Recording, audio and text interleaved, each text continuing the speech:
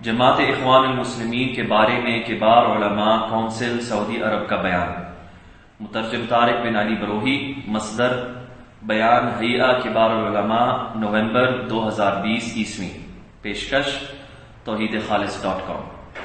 الحمدللہ رب العالمین والصلاة والسلام على عبده ورسوله وأمینه على وحیه وصفوته من خلقه نبینا وإمامنا وسيدنا محمد بن عبد الله وعلى آله وأصحابه ومن سلك سبيله واهتدى بهداه إلى يوم الدين۔ اما بعد۔ نمبر 1، بلا شبہ اللہ تعالی نے حق پر مجتمع رہنے کا حکم دیا ہے اور تفرقہ بازی و اختلاف سے منع فرمایا ہے۔ ان الذين فرقوا دينهم وكانوا شيعا لست منهم في شيء انما امرهم الى الله ثم ينبئهم بما كانوا يفعلون۔ سورۃ الانعام کی آیت رقم 159۔ بے شک جنہوں نے اپنے دین کو تفرقہ بازی کر کے ٹکڑے ٹکڑے کر دیا اور مختلف گروہ بن گئے، تمہارا اس سے کوئی سروکار نہیں، ان کا معاملہ تو اللہ ہی کے سپرد ہے، پھر وہ انہیں بتائے گا جو کچھ وہ کیا کرتے تھے۔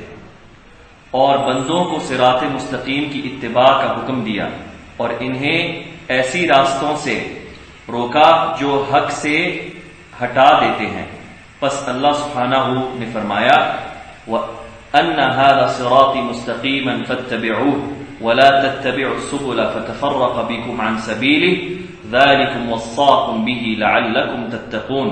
سورۃ الانعام کی آیت رقم 153۔ اور یقیناً یہ میری سیدھی راہ ہے، تو اس ہی کی پیروی کرو اور دیگر راہوں کی پیروی نہ کرو کہ وہ تمہیں اس کی راہ سے جدا کر دیں گی۔ اس ہی کی تمہیں وصیت کی جاتی ہے تاکہ تم بچ کر چلو۔ نمبر 2، اللہ کی صراط مستقیم کی اتباع صرف و صرف کتاب اللہ اور اس کے رسول صلی اللہ علیہ وسلم کی سنت کو مضبوطی سے تھامنے ہی سے ممکن ہے۔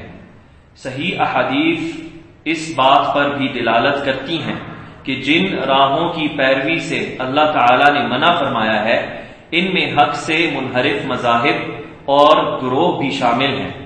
یہ بات عبداللہ ابن مسعود رضی اللہ عنہ کی حدیث سے ثابت ہے۔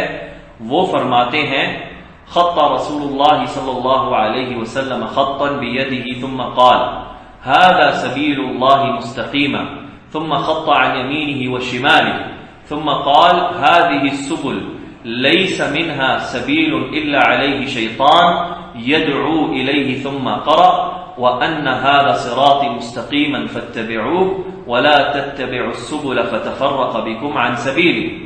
رسول اللہ صلی اللہ علیہ وسلم نے اپنے ہاتھ سے ایک لکیر کھینچی، پھر فرمایا یہ اللہ کی سیدھی راہ ہے، پھر اس کے دائیں اور بائیں لکیریں کھینچی، پھر فرمایا یہ راہیں ہیں جن میں سے کوئی ایسی راہ نہیں مگر اس پر شیطان بیٹھا اپنی طرف بلا رہا ہے۔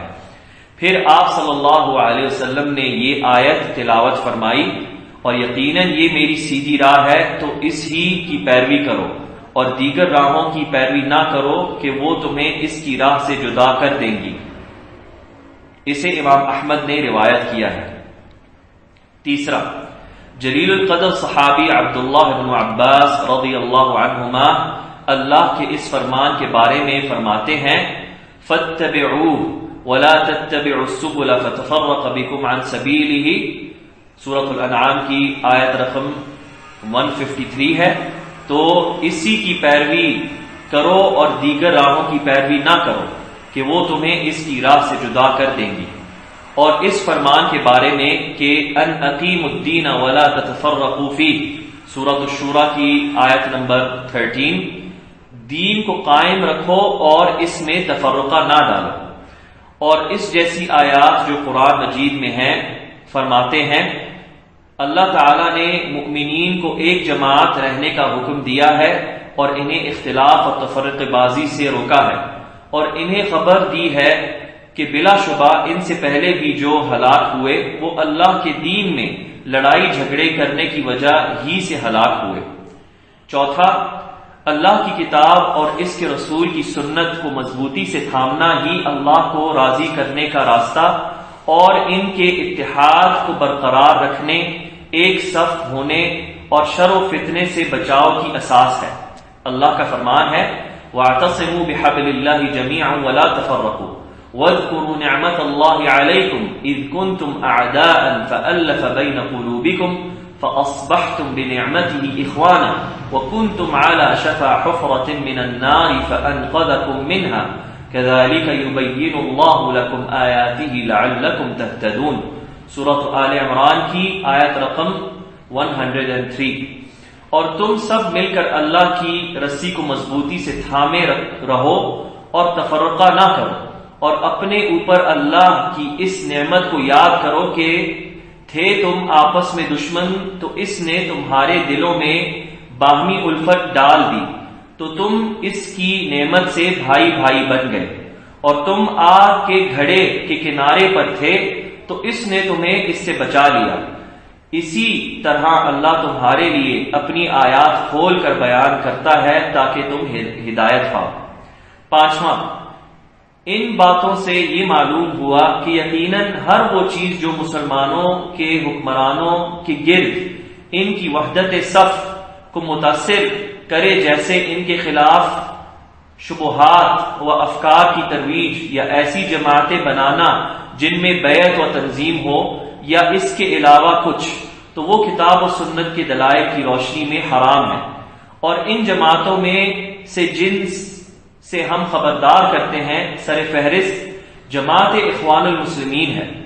یہ ایک منحرف جماعت ہے جو حکمرانوں کی مخالفت کرنے، حکام کے خلاف خروج کرنے، ریاستوں میں فتنہ مچانے، ایک ہی وطن کے ہوتے اس میں بے چینی و انارکی پھیلانے اور اسلامی معاشروں کو جاہلیت کے معاشرے قرار دینے پر قائم ہے، اور اس جماعت کے قیام سے لے کر آج تک کبھی ان کے پاس اسلامی عقیدے کا اہتمام نہیں دیکھا گیا، اور نہ ہی کتاب و سنت کے علوم کا اہتمام دیکھا گیا ہے۔ اس کا صرف اور صرف مقصد حکومت تک رسائی ہے۔ اسی وجہ سے اس جماعت کی تاریخ ہی شر و فتنوں سے بھری پڑی ہے، اور اس کی کوکھ سے دیگر دہشت گرد و انتہا پسند جماعتوں نے جنم لیا کہ جن کا ملکوں اور عوام میں بڑے پیمانے پر پھیلایا گیا فساد و شدت پسندی اور دہشت گردی کے جرائم کی شکل میں پوری دنیا میں جانا پہچانا اور آنکھوں دیکھا ہے۔ نمبر 6، جو کچھ بیان ہوا اس سے یہ بات واضح ہوتی ہے کہ بلا شبہ جماعت اخوان المسلمین ایک دہشت گرد جماعت ہے جو اسلام کے منہج کی صحیح نمائندگی نہیں کرتی۔ وہ تو صرف اپنی حزبی اہداف کے ہی پیچھے چلتی ہے جو ہمارے دین حنیف کی ہدایت کے مخالف ہیں، اور دین کے پردے میں چھپ کر خود اس کے خلاف تفرقہ بازی، فتنہ، شدت پسندی و دہشت گردی پھیلانے میں برسر پیکار ہے۔